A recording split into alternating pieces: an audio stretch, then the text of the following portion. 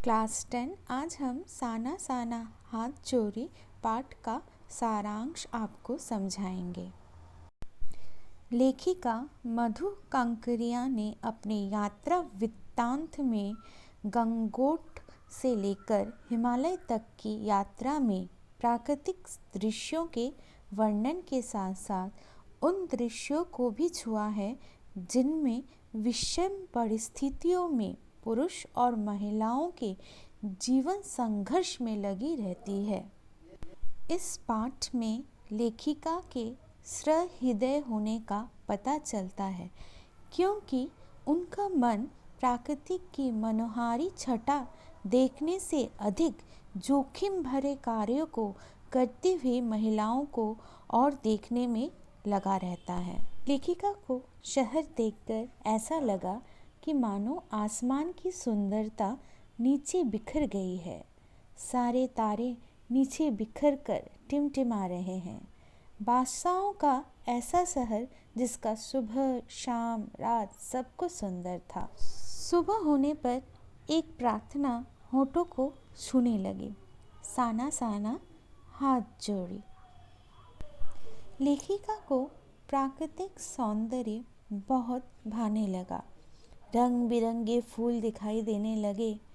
युमथांग गंगोट से 149 किमी दूर लेखिका को सफ़ेद रंग की 108 मंत्र लिखी पताकाएं दिखाई दी। अपने आप धीरे धीरे नष्ट हो जाती है, इनको उतारा नहीं जाता। कई बार नए कार्य की शुरुआत में भी ऐसे पताकाएं लगा दी जाती थी। यहाँ गाइड फिल्म का शूटिंग भी हुआ था। यात्रा के सफ़र में सभी यात्रियाँ बहुत झूम झूम के हंसते थे, गाते थे, किंतु लेखिका एक ऋषि की तरह शांत थी। वो सारे दृश्य को अपने भीतर भर लेना चाहती थी। यकायक लेखिका के मन से सौंदर्य की छटा छिटक गई। ऐसी छिटक गई कि मानो नृत्यांगना के नुपुर अचानक टूट गए हो। उसने देखा कि पहाड़ी औरतें पत्थर पर बैठी पत्थर तोड़ रही है। उनकी काया बहुत ही कोमल है, परंतु हाथों में कुदाल हथौड़ी है। उन्होंने पीठ पर बड़ी टोकरी में अपने बच्चों को बंधे हुए थे और दिन रात काम कर रही थी। स्वर्गीय सौंदर्य के बीच भूख, दैन्य और जिंदा रहने का यह जंग। लेखिका के कर्मचारी से पूछने पर उसने कहा कि ये जो औरतें हैं ये पहाड़ को चौड़ा कर रही है ताकि आम जनता इस रास्ते से जा सके। पिछले महीने तो एक की जान चली गई, ज़रा सी चूक और सीधे पाताल प्रवेश। रास्ता को बनाने में लोगों ने मौत को छुआ है। एक आदमी ने लेखिका को कहा, मैडम ये मेरे देश की आम जनता है, इन्हें तो आप कहीं भी देख लेंगे।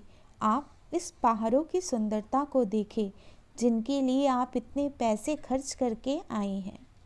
पर लेखिका ने देखा कि ये श्रम सुंदरियाँ किसी बात पर खिलखिलाकर हंस पड़ी और ऐसा लगा कि जीवन लहरा उठा, खंडहर ताजमहल बन गया। लेखिका ऊंचाई की ओर बढ़ रही थी। रास्ते में स्कूल से लौटे पहाड़ी बच्चों को देखा तो कर्मचारी ने कहा, यहाँ का जीवन कठोर है। यहाँ एक ही स्कूल है, दूर दूर से बच्चे उसी स्कूल में जाते हैं। इस स्कूल में पढ़ने वाले अधिकांश बच्चे अपनी माँओं के साथ काम भी करते हैं। सूरज ढल रहा था। उसी समय पहाड़ी औरतें गाय चराकर वापस लौट रही थी। आसमान बादलों से घिरा था। उसके बाद पहाड़ों के नीचे सांस लेती एक छोटी सी बस्ती। तीस्ता नदी के तीर पर लकड़ी के बने घर में ठहरना। सीमा आगे बड़े फौजी की छावनी दिखाई दी। थोड़ी ही दूर पर चीन की सीमा है। यहाँ सैनिक -15 डिग्री सेल्सियस पर पहरा देते हैं। लेखिका फिर से प्राकृतिक सौंदर्य में खो गई। अभी तो रास्ते बन रहे हैं और नए स्थानों की खोज जारी है। लेखिका मन ही मन सोचती है कि मनुष्य की असमाप्त खोज का नाम सौंदर्य है और लेखिका इस सौंदर्य में खो गई है। चारों ओर सुंदर सुंदर फूल है जो घाटियों की सौंदर्य को बढ़ा रही है। यहाँ बंदर भी दिखाई देते हैं। धन्यवाद।